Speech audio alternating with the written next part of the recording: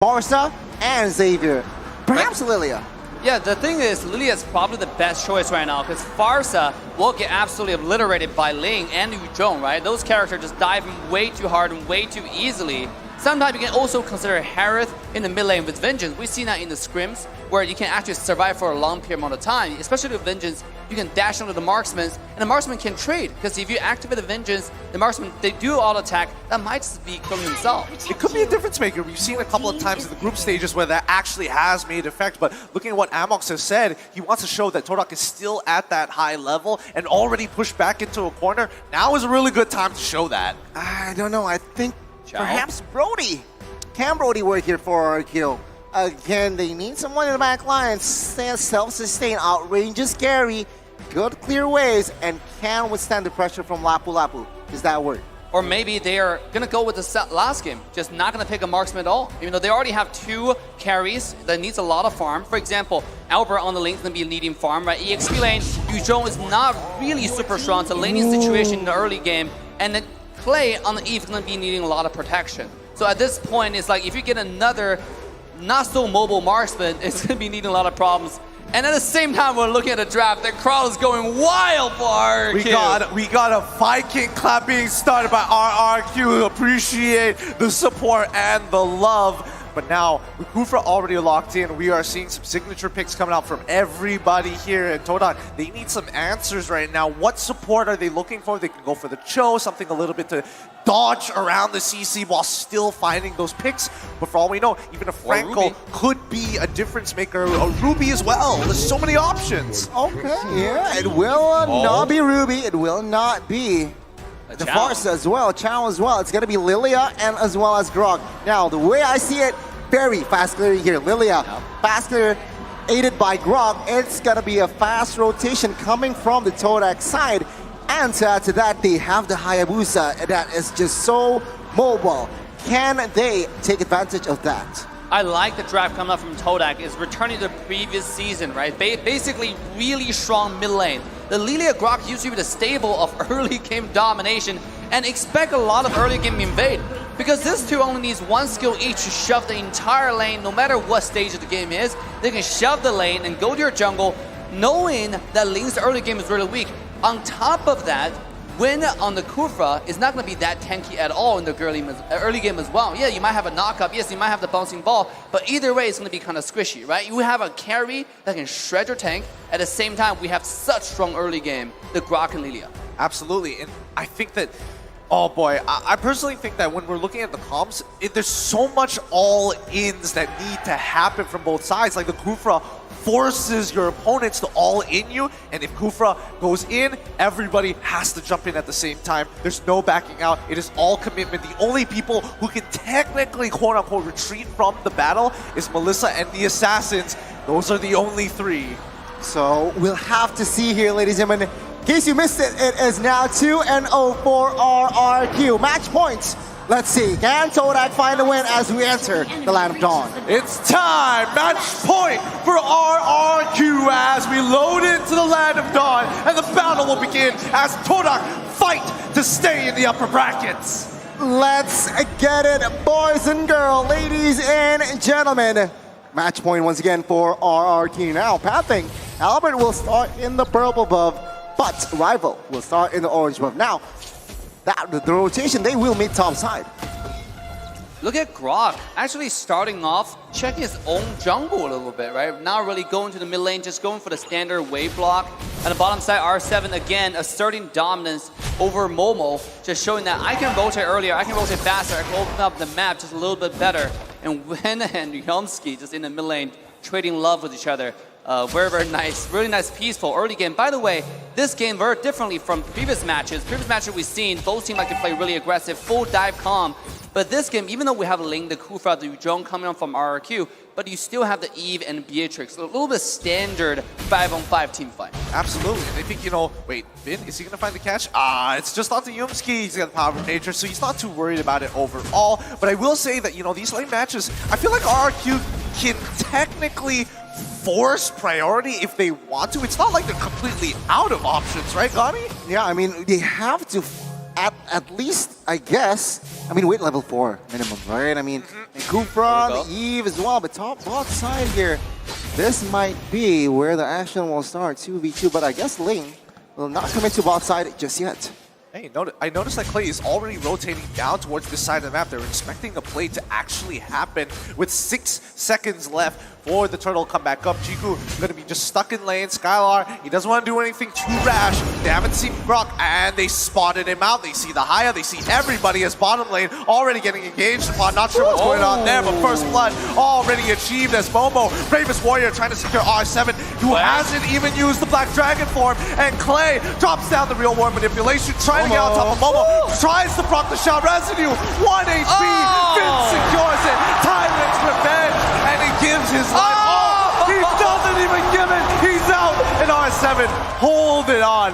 Wow, what a play coming off from RRQ. What a trade, what an exchange, and now it seems like Albert, with that space created bot side, he is now going to commit on towards the first turtle. Yoongsuke and Moon trying to deny, trying to give information, and yeah, I guess it worked. The turtle has been resetted. Yep, they're jumping on it. Rival steals it away at the very last second. Momo missing his flicker to land the stun. R7 gets to walk away for free.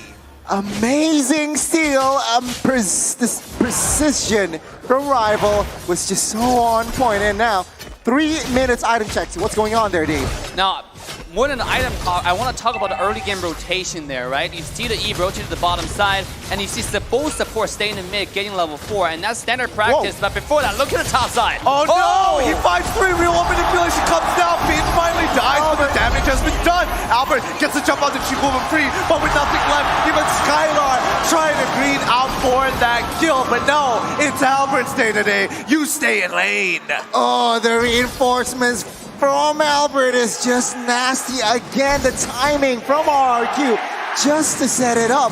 It was looking good for todak for a second, but now it seems like Rival trying to catch Clay.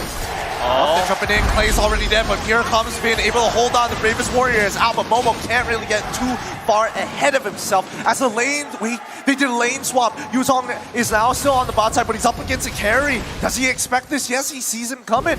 The kill is probably not going to go through, but R7 is going for a full commitment, and now with a shot residue, it's enough! R7 solos Jiku, guys, by himself, and now Moon is caught out of position. Yumski finds the kill to get the trade, but Moon, with his all the black shoes, still has enough. Rival not even going to go for the OK shadow kill on this. They back off. A bold move, a bold rotation, but outside, take a look at this. Bravest Warrior once again. The bouncing ball's annoying, but he secures the kill onto Skylar. Both EXP laners, my God, they are not backing down from a fight. A 2v1 and catches Skylar. What the heck is he on? And now RRQ, they are still ahead slightly. What do you think, Dave? I mean, looking at this game, there's too many highlights, right? We have a support diff coming out from Win right now with the engages. But at the same time, the EX feeling, like you said, they just popped off on both sides. R7 as well as Momo is absolutely destroying this game, but Lane comes in. Albert. He's trying to cancel it. Momo has to use the Bravest Warrior to get on out of there. There we go. Shadow kill has been used, but Rival cannot get out. The bouncing ball right on top of him. RRQ continue to get kills. That's... He's in trouble here. R7 is going to petrify again. R7 does not miss. My goodness, RRQ and both todak, they are expanding, evolving towards the mid-game. And now take a look at RRQ trying to grab the inner turret top side. RRQ, they were ahead 1,000 gold 2 minutes ago, and look at where they are now. Almost 4,000, and todak, what can they do? I mean, todak at this point, they gotta find a silent pick, right? Yuzong is gonna be harder to kill, but on the other side, RRQ is always ganging up, growing up 3-4 people together. Skylar has a lot of protection always. Now look at again, top side. They find it. Momo not having a chance to breathe and even losing out on his ult. There's just too much that RRQ is doing correct with 4K lead, and now they're continuing to press their advantage. Finn, look for the engage. Oh, Moon almost getting hit by the black shoes, but it doesn't matter. They jump on in, but R7 with his flank in the background forces Chico guys to get on out of there. Finn with a great setup, but it doesn't matter as they don't capitalize on any kills, but RRQ still making the statement, this is our turf. Crucial kill though from todak, collected. Albert gets taken down finally, and now with this momentum, todak might be able to grab a couple of turrets, especially bot side. Now todak have equalized here slightly, finding compensation with the last turtle that is about to spawn. I feel like they might be able to have the space. That's Tito. RQ will not let this last turtle really.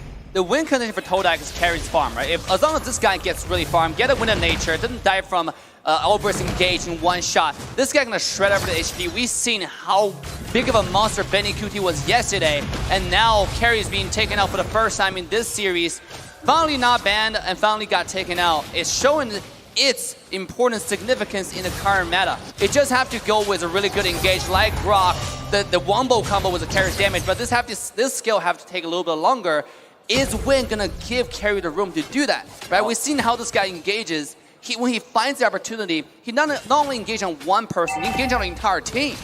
I mean, that's crazy. Again, RRQ, they are now taking advantage. Vin trying to poke out and zone the todak members away as the last turtle will fall to the hands of RRQ. And todak trying to grab what they can top side. They try to push and again poke the turrets. Tier 1. Will they force a fight here from RRQ? They are establishing a good setup, but it seems like they haven't found the right engage. They haven't done too much just yet, but the purple buff once again, rival. It's gonna be a struggle. He's a level down, and he's gonna continue to. Wait, hold up, Milski. He finds the wild charges. He flickers in forward. Momo as well. Engaging, finds two. Now with a second, already the damage has been dealt. Finn could not protect his teammates in time. Just a millisecond off. The instincts, the concealed play, the initiation was just so on point. And todak, I love it. Even though they're behind, they're just so proactive trying to look for pickoffs. Let's see though, with 5v4, 5v3, can they take the mid side?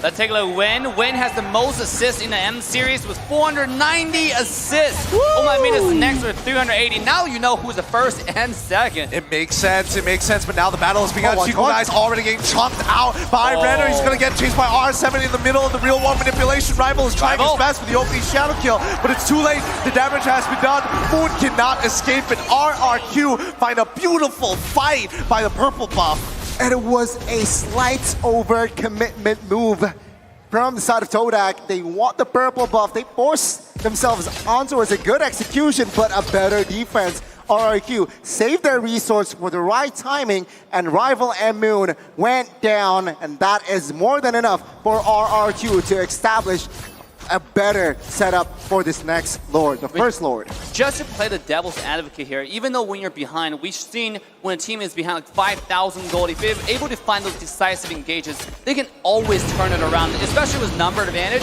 You saw the Grok with the concealed mass play on the bottom side of wild charge.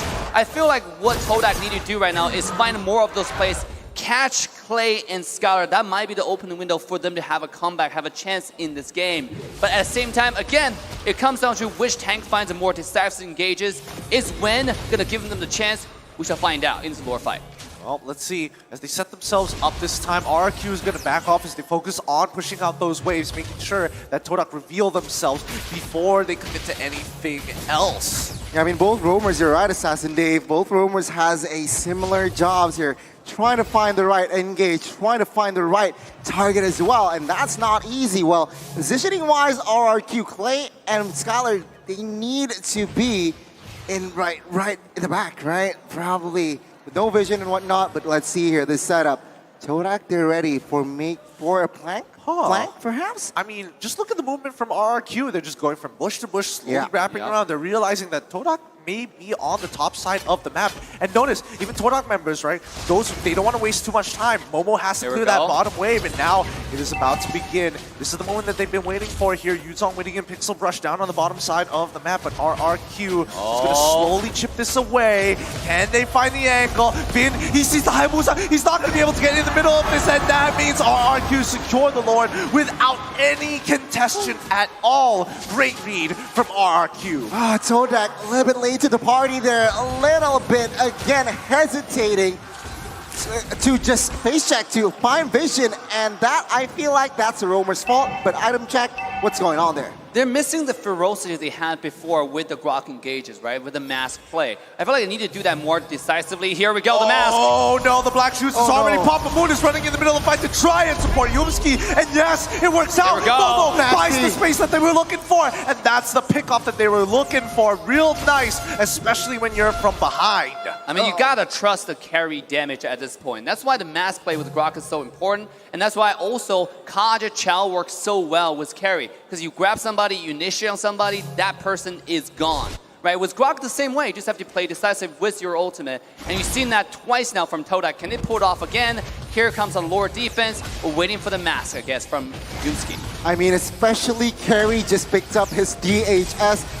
The damage is going to be nasty, especially on towards R7 and Vin. The tank units from RRQ will just be melted down by Chiku, guys. Combined with, like you said, with the wild charge, with the, 1.5 stun, that's just nasty, and it's going to be a secure kill. But bot side, Albert poking her on towards Momo, not finding the right ultimate, not finding the right skills perhaps, so he does not commit. Now, it's just a reset. Waiting for the next Lord. Still though, RRQ leading with the map control and as well as go. Let's see. The conceal play on this side. Yumski spots them out, and now he's trying to get on out of there. No power of nature. He's locked in for death. RRQ take away the spearhead of Todak. He was in a no man's land and punished immediately by RRQ. 5v4, Albert spots CQ. Albert forced to use his ult pretty early on, but you guys in trouble. Has to figure out of there before the real world manipulation gets him. R7 looking to cut him off at the intersection. He's locked, petrified, and dead. RRQ continue to put wounds. Moon is trying his best to trade against R7, but really doesn't matter. Sidesteps the Renner's apathy, and now ends up dying to Skylar as well. Momo now in trouble, jumping in for the sins of his brother, has to go in, all in. Hayabusa in the backline. Unfortunately, RNG is not his favorite. The shadow kill does not connect enough. RRQ have won on every single front, and now it is just the price that Todak has to pay. Rival, now you see him, now you don't, and it seems like Albert with this episode played, he will not be able to catch him just yet, as the base here, topside will definitely fall, but man, RRQ stepping on the gas, and just one by one, Todak gets demolished. The decisive party always eat the food, right? You have to go there and get in line early, and that's what Win did. The mass play coming out from RRQ was beautiful. At this point, Skylar is online as well. The SMG damage with the items is absolutely insane. You saw how fast Grok just disappeared from the map. Now the Lord being taken down for RRQ. This is their game to lose at this point. The end is nigh here, boys and girls. The end is nigh. With a 6.7k lead for RRQ, looking to continue to dominate even the items, it is starting to be very clear that RRQ is in the driver's seat. With Haas Claws on a Beatrix, so extra lifesteal. Perhaps Skylar would want that. But take a look at carry. I mean, main core items and perhaps last defense immortal. If they are able to defend this one, which I'm quite sure they are still able to, realizing that they have the Lilia and carry, RRQ, they need to think and just pick their battles. I don't know. Look at all those dives coming out from Albert. Coming from R7. The synchronization on those two is insane. Right? Oh, man. I don't know. Today is a special day. Is it a blood moon? No, it's just Albert's birthday. And now RRQ are in tip-top form with the Luminous Lord walking down on that top side. Todak have very little opportunities here, but the defense needs to come through. Sacrifice, cut your losses wherever you can. You need to hold on for dear life. Albert already at half HP. The Luminous Lord is on top of it. Chico guys has to clear it up, and Albert himself is able to find a kill on towards Rival in the 1v1. And now, even the mid inhibitor is already gonna fall on through Yumski with the Nature's Barrier, trying to slow this down as much as he can, but it's not looking good. Another inhibitor will fall. Skylar having no issues with these objectives as Albert and Vin looking for opportunities. Nature's Barrier once again, R7 looking for the engages, but doesn't find anybody just yet with no waves. They are forced to back up, but Vin finds God, tries to flicker in, and now the real one manipulation comes on. Out Black Track Form going to jump in towards the back line as Skylar getting attacked by Momo in the middle of all four. His immortality is broken, and now the spirit of todak is all that is left. Still, todak is still in the game as RRQ, they see no objective on the board, they will back off. But what a siege from RRQ and a defense from todak. Albert, Clay, and Vin, they have managed to take down all three base turrets. I mean, even though this is a late game carry, but Eve counters very short-handed marksman like that. You saw in the last team fight, Eve popped the real world manipulation, and carry wasn't able to be effective at all. And here we go, though. They already fired one. The real world manipulation is good, but wait, the backline under attack. Skylar still alive in the winter truncheon to protect Clay. Instantly, Rival is gone, and with no black shoes, Moon also dies as well. Moon, now you see him and now you don't. RRQ now with a man advantage. Can they take advantage of this? Because in 10 seconds, the next Lord will be up. But seeing how naked todak base is, are they intrigued and go for the end? It seems like the discipline route is the way to go. Yeah. They're gonna get the Lord. They have Beatrix, still 10 seconds on Hayabusa, and I think Skylar and Albert's gonna melt this Lord in seconds. Look at that HP just disappearing. That's not even a Lord, that feels like a turtle. Yeah, it does. I mean, they just have so much damage. They're so far ahead. And todak, I mean, yes, they've got their core items at this point, now building into situationals, but RRQ is making a statement here. Yeah, they are, and with 10,000 gold lead, a naked base, they are looking to end and secure the upper brackets. Can todak defend? Let's wait and see. Here we go. Oh my goodness, Albert almost getting one shot there. He's still alive and he wants more. He's baiting it out. Come get me, boys. Last play.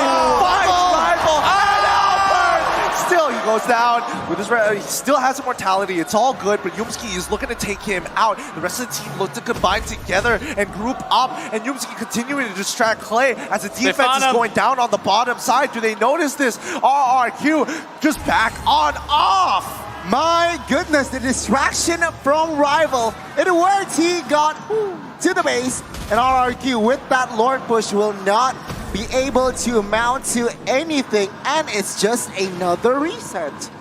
Beautiful job from todak over there. The distraction again. The decisive play wins the game, right? You saw Grog coming in with the mass play, finding the kill, almost the kill onto Albert, but the mechanic is there, right? Albert's able to get away safely with 1 HP and spamming some recall as well just for the style points. What a game, what a series so far. Still over 10,000 gold lead to the favor of Team RRQ. They either have to wait for the next Lord to play safe, or they can sink the wave and try for their chances. But let's take a look at this fight right here. Wait, did he spot him out earlier? Yumski's now in trouble, forcing the flicker on out. The initiator, the spearhead, is going to fall while the backline getting attacked. R7 in the middle of that fight, but Rival is trying his best. He's using the OK Shadow kill, takes him out. Vin getting on top of Chiku, guys. There's real world manipulation already down, but the backline is Momo with the bravest warrior. Cannot clean it up. Moon still alive, gets locked by Vin, and Rival has to do something, but with no purple buff, there's only so much that can be done. Chiku, guys, completely out of that fight because of R7. A 3-for-1 fight, a crucial fight for RRQ. Can Rival Chiku, guys, defend this one? Let's wait and see. Look at the damage coming online, though. Oh, the winds of nature, keeping him alive, as well as immortality. That is it. You have your victors. Moving on in the upper brackets, it's RRQ Hoshi. The GG. Well played. The Kings of Kings protected their stature, their status quo, and stayed in the upper brackets. putting, again, todak to the lower brackets. A clean sweep. Ladies and gentlemen, bring out your brooms because it's a 3-0 victory for the Kings of Kings. 3-0 victory, insane. And thank you everybody watching Emma4 bringing us to 2,294,423, a record slowly being overthrown. Amazing achievement, and let's go for more. M4 knockout stages has just begun. Remember, it's just day 2, but don't forget, users redeem code right now. Dare to be great. Now, as fast as possible. And this is RRQ walking, taking the victory lap. Take the victory lap. The kingdom embraces you. These are your heroes here as they walk on down. My God, what a beautiful game that was. Absolutely killers here. With that being said,